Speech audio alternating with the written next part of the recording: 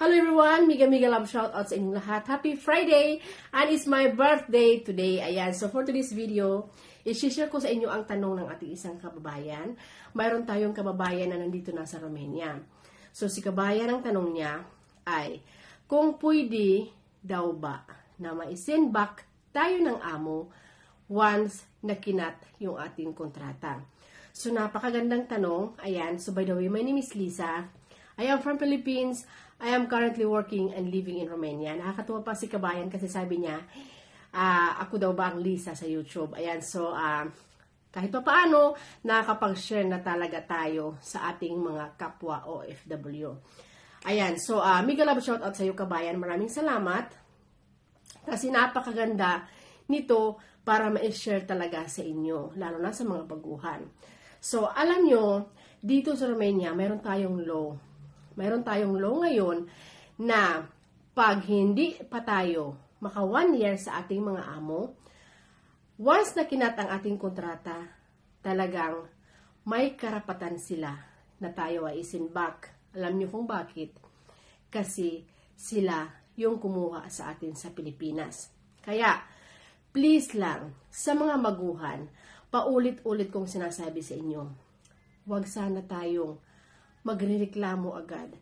Huwag sana tayong magmi-message kaliwat kanan sa harap at likuran kung kanino-kanino, kung sino-sino.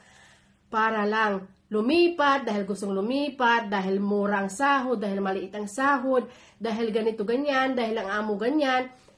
Yan ang nangyayari. Hindi ko lahat. Pero karamihan sa mga baguhan ay ganyan na ngayon.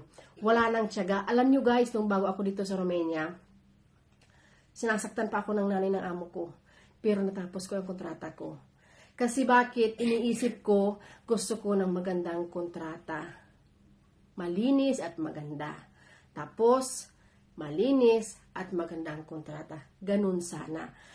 Please lang, kung may makikita kayo na mga post sa ating komunidad na mas malaki ang sahod, na naghahanap ng trabaho, huwag po tayong maiingganyo. Kasi mayroon tayong kontrata. Alam nyo naman yan, bago tayo pumunta ng Romania, mayroon tayong 2 taon na kontrata. Diba? So please, within these 2 years, hanggat hindi naman kayo talagang bugbog sarado sa inyong mga amo, hanggat sa hindi naman kayo sinasaktan, kung ang amo ninyo ay magsasalita lamang, tanggapin po natin kasi talagang nangangamuhan tayo. Dito po sa Romania, so far, wala namang experience na minamaltrato talaga tayo. So please lang, sa mga baguhan, wag po sana tayong magrereklamo muna. Bagkos, gawin nyo maigi ang iyong time management. Gawin nyo ang araw-araw na program para mas magaan sa inyo. Kung dat-dat ng satsat yung ating among babae, hayaan natin. The same din sa lalaki. Ang isipin natin na tapusin. Madali lang ang panahon, madali lang araw. Para matapos agad ang kontrata, lilipat na ako. Huwag po tayo magplano na umalis or bumalik sa agency. Kasi hindi po tayo tatanggapin ng ganito lamang dahil gusto ko, dahil ayaw ko, dahil ganyan.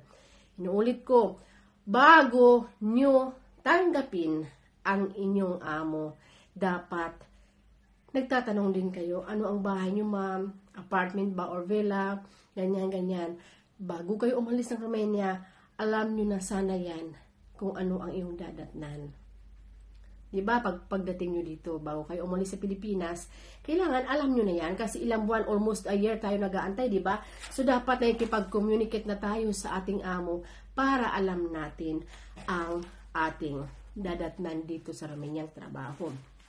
Kasi, yes sis, yes po sa mga baguhan na hindi pa nakaabot ng 1 year sa ating amo. Please po, magtiyaga muna tayo. Kasi, yes na yes, pwede tayong i-send back ng ating employer sa Pilipinas dahil sila ang rason bakit tayo nakapunta dito sa Romania. Sana po makatulong, mag-iingat po lahat. And sis, please lang, tapusin mo na lang, magtiyaga lang muna sa iyong kontrata. Kaya yan sis, kaya yan, magdasal lang. Bye!